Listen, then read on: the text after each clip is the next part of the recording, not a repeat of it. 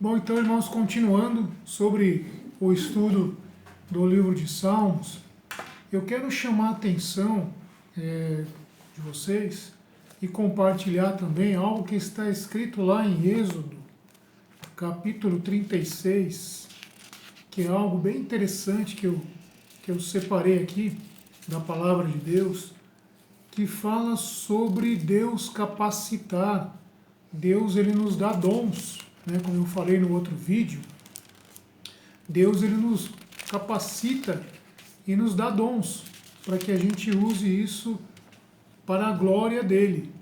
E se a gente ler lá Êxodo capítulo 36, olha o que está dizendo aqui.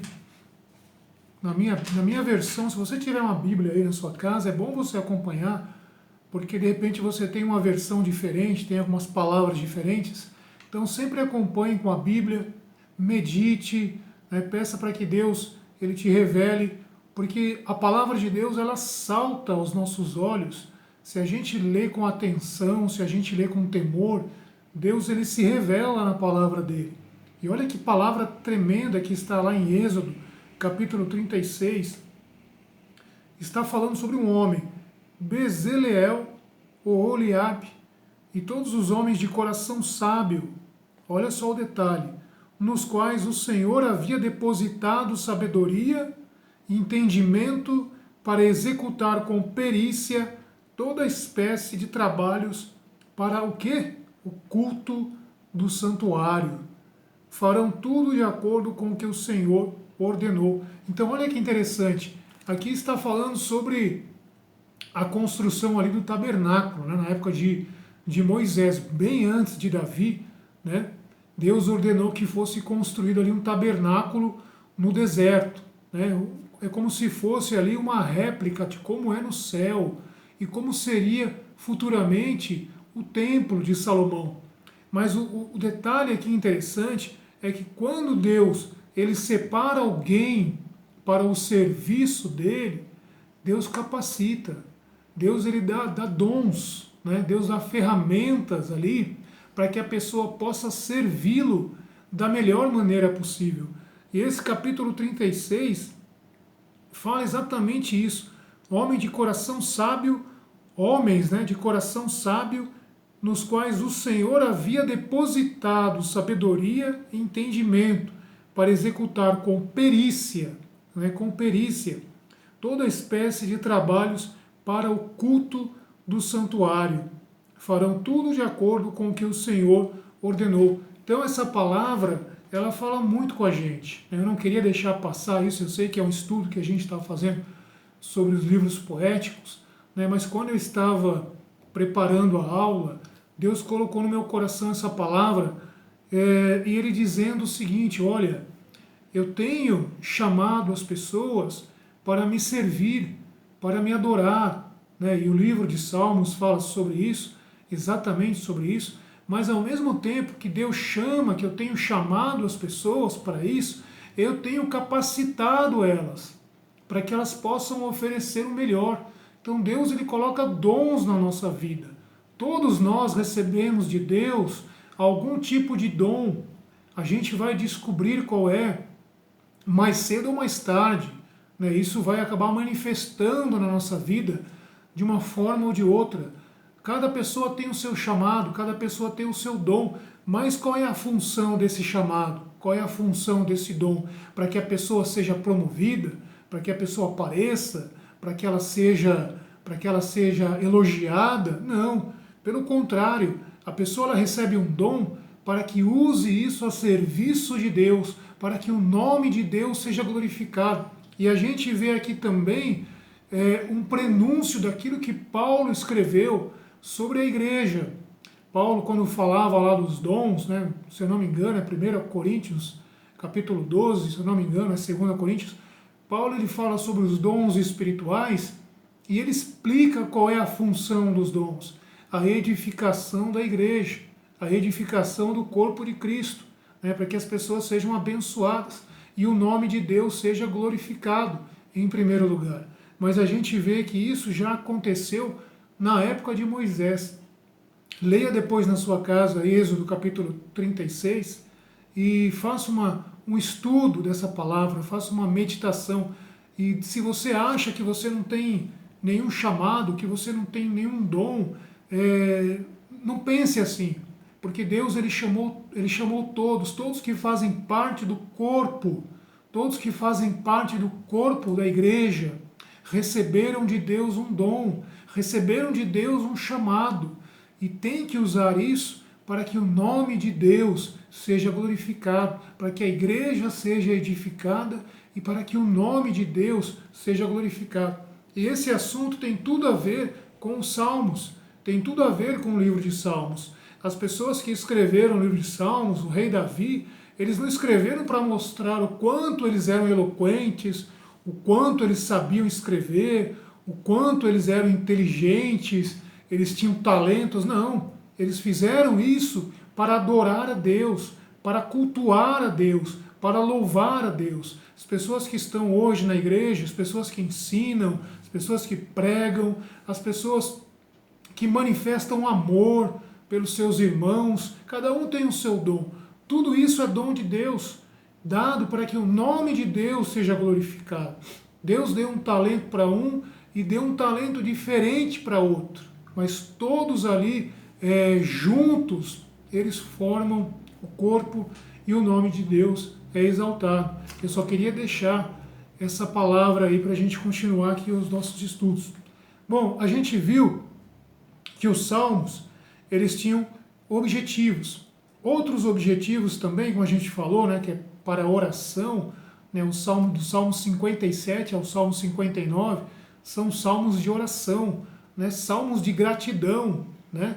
O Salmo 114, olha que interessante, o Salmo 114 era gratidão por Deus ter livrado eles lá da escravidão do Egito, né, quando o povo estava lá no cativeiro egípcio. Né? Então os judeus eles escreveram, o autor, né, do Salmo 114, ele escreveu este salmo para agradecer a Deus por esse livramento. O Salmo 137, como a gente já falou também, foi escrito na Babilônia. O Salmo 119, né, que é o maior capítulo da Bíblia, né, o Salmo 119, que é um salmo que fala sobre a lei de Deus, que fala sobre a palavra de Deus, né, do começo ao fim, mostra o amor do salmista pela palavra de Deus, pela lei de Deus. Né? O Salmo 8 mostra a preocupação de Deus para com o homem. Né? Deus ele fez o homem tão pequeno, mas mesmo assim Deus se importa conosco. Né? Deus ele atenta para nós. Né? O Salmo 8 fala sobre isso. O Salmo 122 fala sobre a alegria de ir à casa do Senhor. Alegrei-me quando me disseram, vamos à casa do Senhor. Provavelmente do rei Davi, né, o Salmo 122. Tem também os salmos messiânicos, né, os salmos que falavam sobre a vinda do Messias, né, que é, por exemplo, o Salmo 22. Né, se a gente lê o Salmo 22, é exatamente o que Jesus estava dizendo lá na cruz. Deus meu, por que me desamparastes? Né, o Salmo 22 começa assim. O Salmo 110, a pedra, né, que os construtores rejeitaram, desculpa, esse é o Salmo 118. A pedra que os construtores rejeitaram veio a ser a principal, a de esquina. Isso está no Salmo 118, também é um salmo messiânico. O Salmo 110, se eu não me engano, eu vou abrir aqui, se eu não me engano, o Salmo 110, ele fala: assenta-te à minha direita até que eu ponha os teus inimigos por escabelo dos seus pés. Vamos ver se eu estou certo. Salmo 110, que é um salmo messiânico também. Né? Disse o Senhor ao meu Senhor. Né? Se eu não me engano, é isso que fala. O Salmo 110. Mas para confirmar, deixa eu abrir aqui. Salmo 110. Inclusive, se for este salmo, é exatamente o salmo que Jesus ele citou para os fariseus, né? Para os fariseus. Vamos ver se é. Celebra o Senhor de todo o coração, na intimidade dos retos e no conselho. Grandes são as obras do Senhor, dignas de estudo para quem as ama. Eu acho que eu errei, irmãos. Ele dá alimento aos que o temem, lembrando-se sempre da sua aliança, mostra ao seu povo a força de suas obras, entregando-lhe a herança das nações. Só que eu estou lendo o Salmo 111, desculpa, é o Salmo 110. Oráculo do Senhor, assim diz o Senhor ao meu Senhor. Exatamente isso, olha o que diz o Salmo 110. Assim diz o Senhor ao meu Senhor, senta-te à minha direita, até que eu ponha os teus inimigos como escabelo de teus pés. Então, é um salmo messiânico. Inclusive, Jesus, ele citou este salmo aqui, quando estava sendo interrogado pelos fariseus, pelos saduceus, né, que não criam nele. E aí Jesus, faziam diversas perguntas para Jesus, né, ele sempre respondia a todas, e eles se calavam, né? E aí foi a vez de Jesus. Ele chamou lá os fariseus e os saduceus e ele fez uma pergunta. Agora eu vou fazer uma pergunta para vocês. O Messias, de quem ele é filho? De quem o Messias é filho? E aí os fariseus, conhecedores da lei, né? Os saduceus, conhecedores do Velho Testamento, eles responderam, é de Davi. O Messias é filho de Davi. Mas aí Jesus responde, então por que está escrito, né, na lei, disse o Senhor ao meu Senhor? Se Davi chama o Messias de seu Senhor, como ele pode ser seu filho? Né? Quer dizer, Jesus ele citou o Salmo 110, estava dizendo para os fariseus, se o Messias é filho de Davi, né, como vocês dizem, por que Davi o chama de Senhor? E aí os fariseus ficaram em silêncio, não sabiam responder. E a palavra de Deus diz que a partir desse dia eles não fizeram mais perguntas para Jesus, né, porque eles não tinham mais condições nem de responder essa pergunta que ele fez. Então a gente vê que estes salmos, eles foram inspirados por Deus. Ninguém escreve um Salmo 110, né, se não for inspiração divina. Ninguém escreve um salmo, o Salmo 22, por exemplo, que é messiânico, se não for inspiração divina, se não for dirigido pelo Espírito Santo. E outros salmos que a gente conhece, o Salmo 91 também, que a gente conhece tão bem, que as pessoas conhecem tão bem, né? Enfim, os salmos, eles têm vários temas, vários propósitos, né? Vários autores e várias ocasiões. Muito bem. Aí continuando no nosso livro, na página 61, fala o propósito das epígrafes, né? As epígrafes é as assinaturas, né? De quem eram os salmos. Então, há muitos salmos, eles tinham essa assinatura, né? E a gente tinha condições, tem condições de identificar, né, o autor. Mas isso não acontece com todos os salmos. Na página 62, também, nós temos alguns salmos aqui e algumas palavras diferentes que aparecem nestes salmos. Por exemplo, o Salmo 4, o Salmo 22, o Salmo 27 usa o termo cantor-mor. Né? Então Davi estava dizendo que quem deveria cantar este salmo era o mestre do canto, né? Era o cantor-mor. Provavelmente aquele cidadão que a gente leu lá, o Etan, né, e o Emã, que eram cantores, provavelmente eles eram cantores mor, né, os maiores cantores.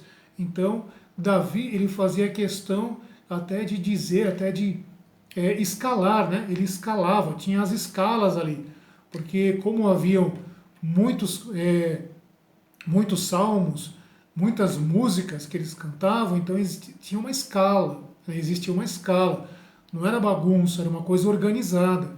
Davi organizou aquilo.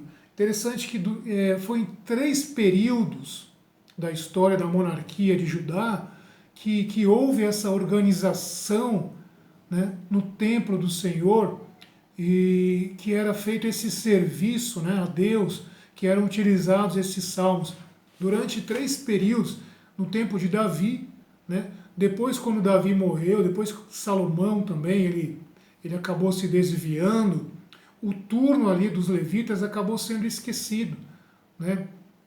estes salmos eles deixaram de serem lidos, de serem cantados no tempo, por algum tempo, mas eles foram novamente retomados, principalmente pelo rei Ezequias, né, pelo rei Ezequias e pelo rei Josafá. Então, esses três reis, o rei Davi, o rei Josafá e o rei Ezequias, foram os principais reis que mais incentivaram isso, né, mais incentivaram que estes salmos fossem cantados dentro do templo. Inclusive o rei Ezequias também, ele é cotado a ser um dos escritores de alguns destes salmos desconhecidos.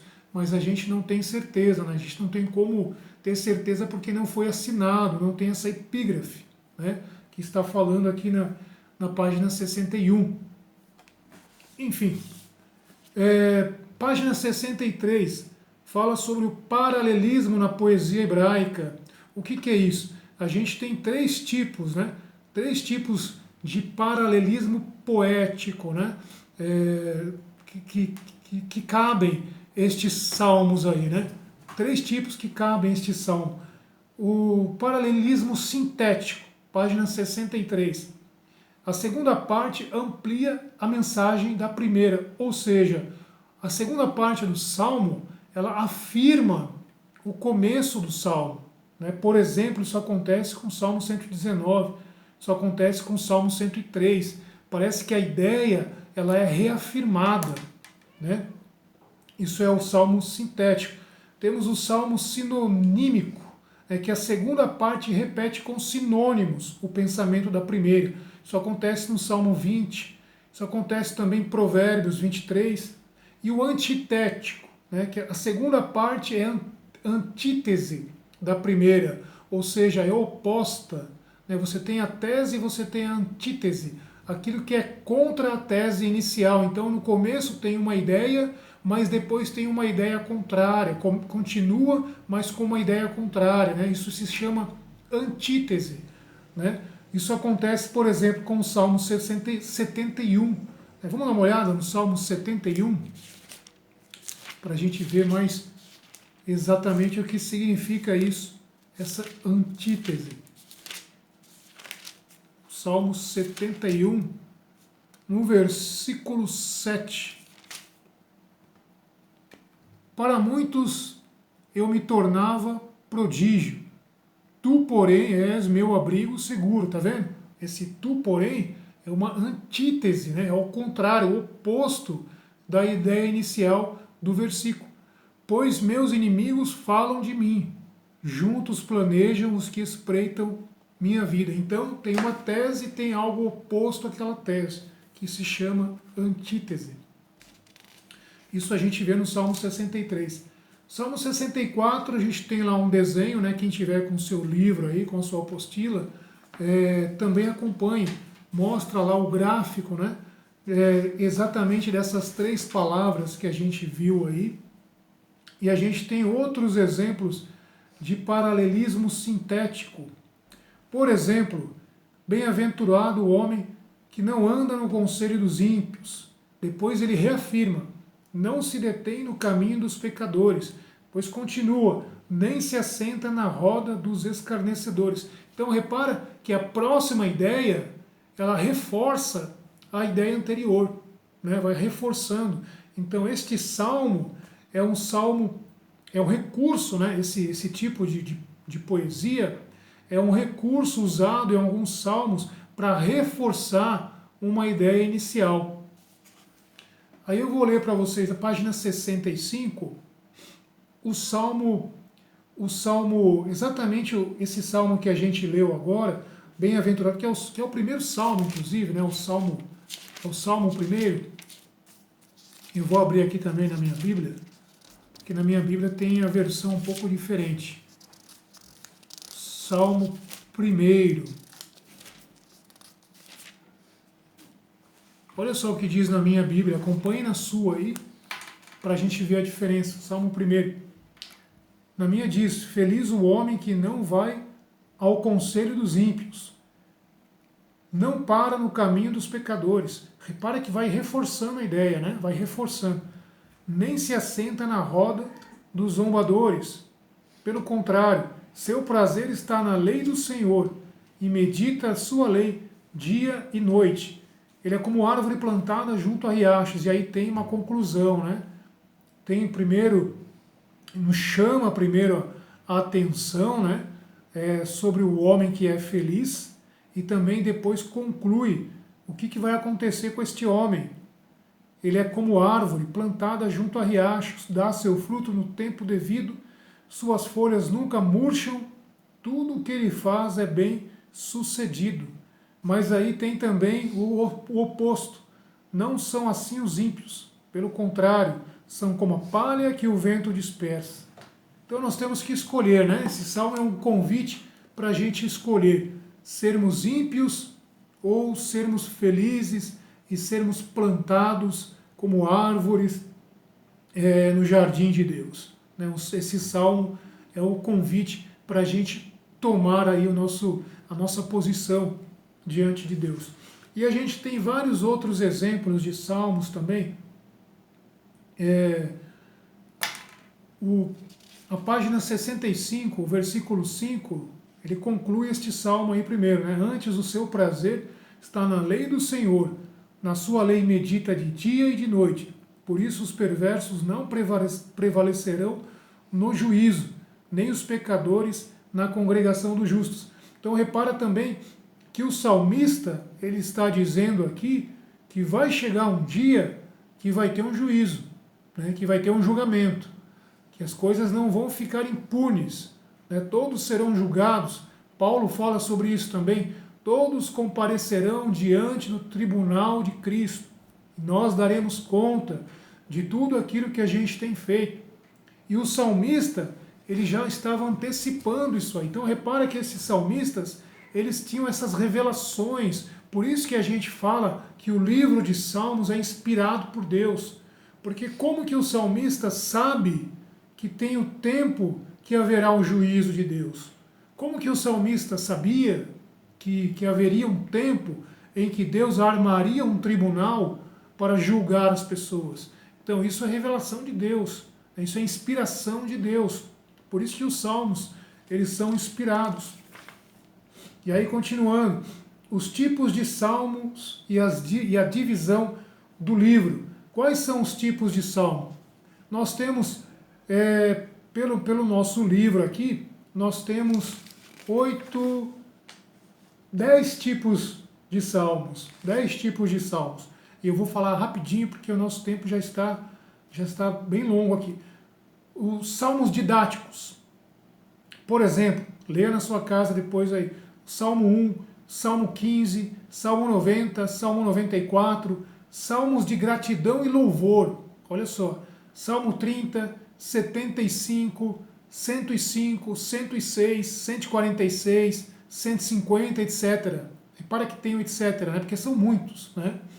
Salmos históricos, Salmo 77, Salmo 81. Por exemplo, Salmo 77. Você quer saber sobre a história do povo judeu?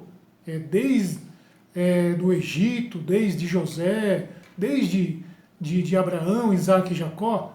Leia o Salmo 77, que lá descreve exatamente um resumo da história do povo judeu.